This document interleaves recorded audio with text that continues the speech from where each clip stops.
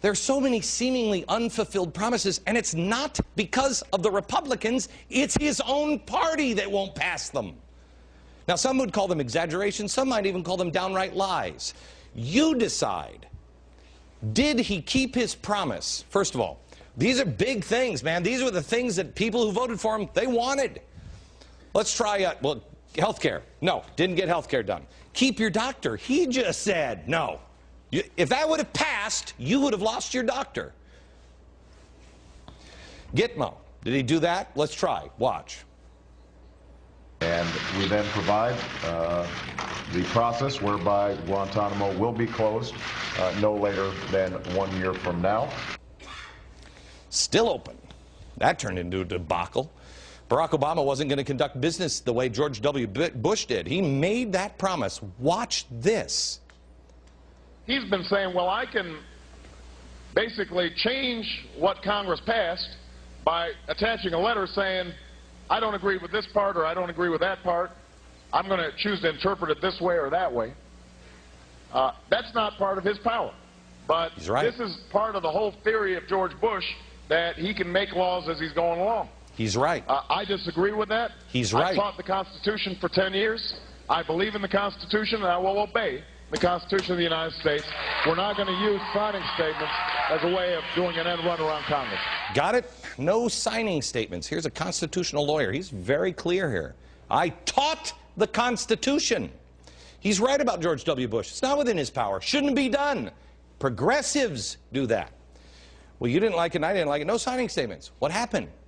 What happened to the I will obey the Constitution and we're not going to use signing statements? Why would he violate his word so quickly? Because, as Saul Alinsky said, the ends justify the means. It doesn't matter. Just get it done. Watch this. See if you recognize. I'm just going to compare and contrast here. Here's FDR, another huge progressive, 1933.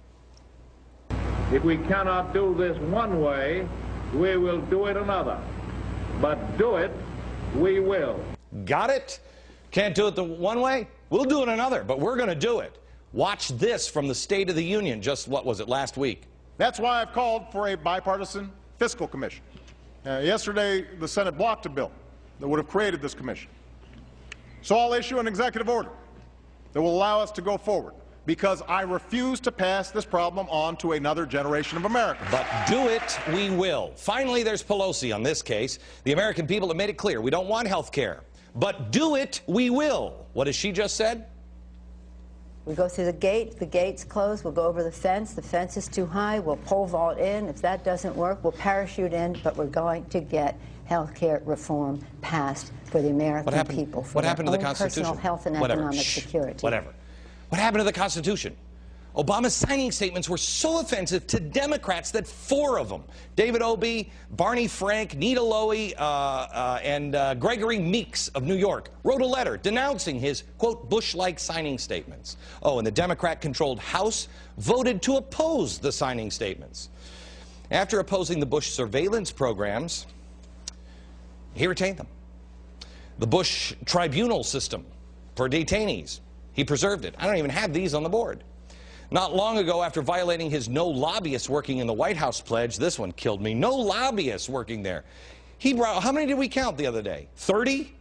He had the audacity to bring up the lobbyist thing in the State of the Union. That's why we've excluded lobbyists from policy-making jobs or seats on federal boards and commissions. He's got 30 in his administration. Now, we just showed you some of these lobbyists the other day. I don't know if we have pictures of them. Yeah, here, this is me showing them. Okay? He repeated, after this, the non-existent fantasy figure of 2 million jobs created or saved.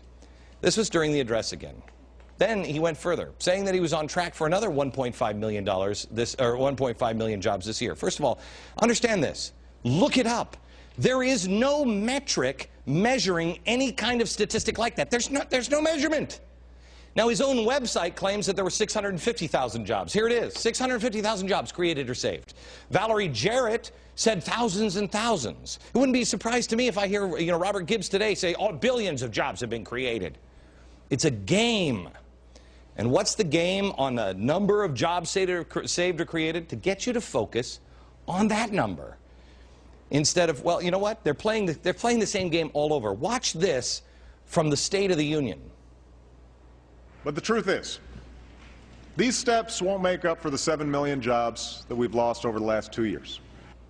The 7 million jobs lost in the last 2 years.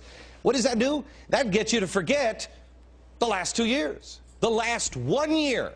During the Bush administration, their last year in office, 3 million jobs were lost. That leaves him with jobs lost this year, 4 million. See the game? That goes really to the openness and transparency, the game. I mean, how are we supposed to, wouldn't it be nice, how refreshing it would be to actually get a glimpse into how our government solves problems or writes bills? At least 8 times he said that C-SPAN would broadcast the proceedings of congressional negotiations with health care. None of them have occurred. None of it. It's been closed-door, backroom, bribing process from the beginning. You know it and I know it. When running for office, this man pledged that he would end, and I looked at this tape today, I couldn't believe he actually said this, but he did. He said that he would end the war in Iraq by last year. Watch this. So we have to begin a phased withdrawal, have our combat troops out by March 31st of next year. But I want to make sure that we get all our combat troops out as quickly as we can safely. Now, the estimates are maybe that's 2 brigades per month. At that pace, it would be sometime in 2009. I opposed this war in 2002. I will bring this war to an end in 2009. It is time to bring our troops home. I think it's 2010 and they're still there. When he announced the spending freeze at the State of the Union, there was an audible gasp, mocking from Congress. I've never seen anything like it. Watch this. Starting in 2011, we are prepared to freeze government spending for 3 years.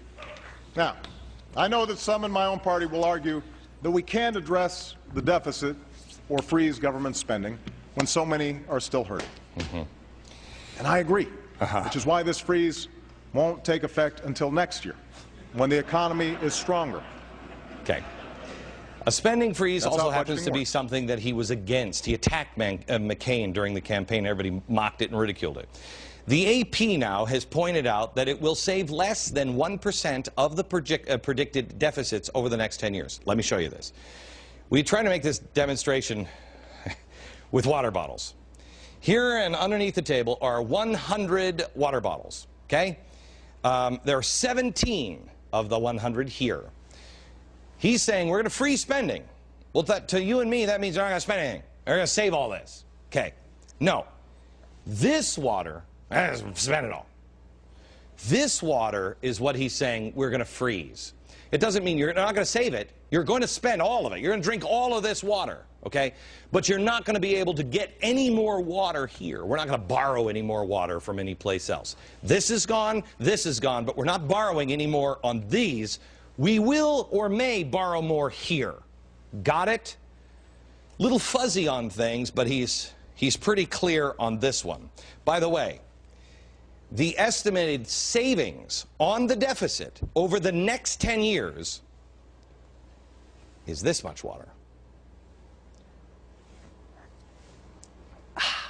Refreshing, isn't it? Oh, wouldn't it be refreshing to have a little honor or integrity? Or as he would describe it, transparency, because then it would give me what else he described, hope. We have an administration and a country that has been arrogant for a long, long time.